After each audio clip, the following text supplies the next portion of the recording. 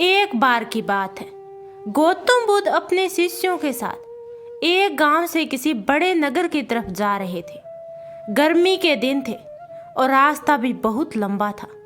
गौतम बुद्ध अपने शिष्यों सहित बहुत देर से चल रहे थे, जिस वजह से उन्हें बहुत ही प्यास लगी थी। वहां से कुछ ही दूर पर बरगद के वृक्ष की एक घनी छांव थी। सभी लोग उस वृक्ष के पास पहुंच जाते हैं। महात्मा बुद्ध अपने शिष्यों सहित वृक्ष की घनी छाया के नीचे विश्राम करने लगते हैं। बहुत देर से चलने की वजह से सभी का गला प्यास से सूख रहा था। यह बात बुद्ध जानते थे। बुद्ध ने अपने एक शिष्य से कहा, आप इस बरगद की छाया से 20 कदम दूर जाकर बरगद की 2 परिक्रमा करके वापस आओ। शिष्य वैसा ही करता है जैसा बुद्ध ने बताया। परिक्रमा के बाद जब शिष्य महात्मा बुद्ध के पास आया तो बुद्ध बोले कि क्या आपको किसी ठंडी हवा का अनुभव हुआ? शिष्य बोला, हाँ महात्मा बुद्ध, उत्तर दिशा की तरफ से मुझे कुछ ठंडी हवा का अनुभव हुआ था। शिष्य की बात सुनकर महात्मा बुद्ध शिष्य से बोले कि उसी दिशा में चले जाओ, जरूर वहां से कुछ ही दूर पर एक तालाब अवश्य मिलेगा। उस तालाब से सबके लिए पानी ले आओ। शिष्य उसी दिशा में जब कुछ दूर जाता है तो वहां सच में एक तालाब होता है। तालाब देख शिष्य बहुत ही प्रसन्न होता है और तालाब के निकट जाकर जैसे ही तालाब से पानी भरने वाला होता है, तभी शिष्य की नजर वहां दूर तालाब में कपड़े धो रही कुछ स्त्रियों पर पड़ जाती है। यह देखकर शिष्य मन ही मन सोचते हैं कि यह पानी तो गंदा हो गया। लेकिन जब शिष्य ध्यान से तालाब के पानी को देखता है कि अभी भी तालाब का पानी कुछ साफ है, इतने में 2 बैलगाड़ी जोर से तालाब के किनारे से होते हुए निकल जाती है। बैलगाड़ी के पहिए तालाब की मिट्टी के ऊपर इतनी जोर से निकलते हैं कि तालाब के नीचे बैठी हुई सारी मिट्टी तालाब के ऊपर आ जाती है, जिस वजह से तालाब का बचा हुआ पानी भी गंदा हो जाता है। यह देख शिष्य बिना पानी लिए क्रोध में महात्मा बुद्ध के पास वापस चला जाता है। शिष्य बड़े ही निराश भाव से महात्मा बुद्ध को सब बताता है। शिष्य की बातें सुन सभी शिष्य बोलते हैं कि हमें तुरंत यहाँ से निकलना चाहिए, किसी दूसरी जगह पानी की खोज करनी चाहिए, वरना तो प्यास के मारे जान निकल जाएगी। इधर महात्मा बुद्ध सभी को शांत होने के लिए कहते हैं और बोलते हैं कि धीरज रखो, कुछ देर यहीं बैठो, उचित समय आने तक संयम बनाए रखो। सभी महात्मा बुद्ध की बात सुनकर शांत हो जाते हैं और वहीं पर बैठ जाते हैं। कुछ समय बीत जाने के बाद महात्मा बुद्ध फिर से अपने शिष्य को उसी तालाब में पानी लेने के लिए कहते हैं।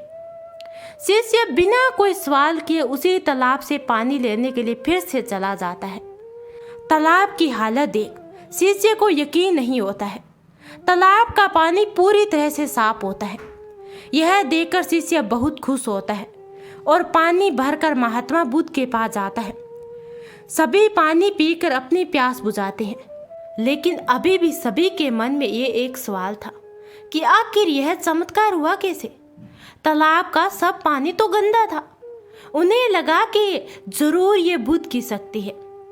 इनमें से एक शिष्य ने यह सवाल महात्मा बुद्ध से पूछ ही लिया कि यह चमत्कार आपने कैसे किया? शिष्य का जवाब देते हुए महात्मा बुद्ध बोले, यह कोई चमत्कार नहीं है, यह आपके सब्र का फल है। यह फल है आपके सब्र बनाए रखते हुए उचित समय के इंतजार का। जितनी देर हम सब लोगों ने सब्र किया, उतनी देर तक तालाब के पानी के ऊपर तैर रहे सभी गंदे तत्व और मिट्टी तालाब के पानी के नीचे बैठ रहे थे। फिर कुछ देर बाद शिष्य जब वहां के तालाब के पास पहुंचा, तब तक सब दूषित कर नीचे बैठ चुके थे, जिस वजह से तालाब का पानी पहले की तरह साफ हो चुका था तथा तालाब साफ दिखाई दे रहा था। यदि उस समय आप लोगों ने सब्र न किया होता, धैर्य न रखा होता, तो आप सब इतनी गर्मी में पानी की खोज में प्यास से रहकर शायद अब तक मृत्यु को प्राप्त हो गए होते, क्योंकि यहाँ से अगला कोई तालाब है या नहीं, और होगा भी तो क्या उसका पानी साफ होगा? या इन सब कारणों से आप कभी प्यास न बुझा पाते और प्यास से ही मर जाते। फिर इतना बोलने के बाद महात्मा बुद्ध शिष्यों को एक सीख देते हुए कहते हैं, जैसी स्थिति हम लोगों के समक्ष आई है वैसी ही स्थिति और मुश्किल दौर जिंदगी के हर मोड़ पर आएगी। तब उस समय भी आपको ऐसे ही संयम बनाए रखना होगा और अपने विवेक से काम लेते हुए ही आपको एक उचित फैसले के साथ सही नतीजे पर पहुंचना होगा।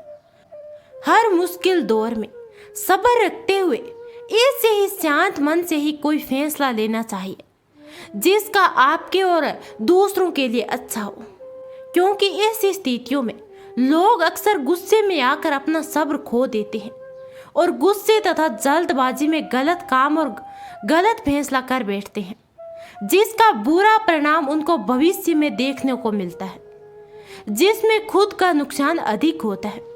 कुछ परिस्थितियां जीवन में ऐसी होती है जहां हमें सब्र बनाए रखते हुए उचित समय का इंतजार करना होता है, लेकिन लोग अक्सर यहीं पर अपना सब्र खो देते हैं और उचित समय आने का इंतजार नहीं करते, जिस वजह से उनको आगे चलकर दुख और मुश्किलों का सामना करना पड़ता है। हमारे द्वारा लिया गया आज का फैसला हमारे आने वाले कल की खुशियों और दुख को निश्चित करता है। तो गाइज, कैसी लगी आपको ये कहानी मुझे कमेंट में ज़रूर बताना। आज के लिए बस इतना ही, मिलते हैं और किसी नई वीडियो में, तब तक के लिए बाय।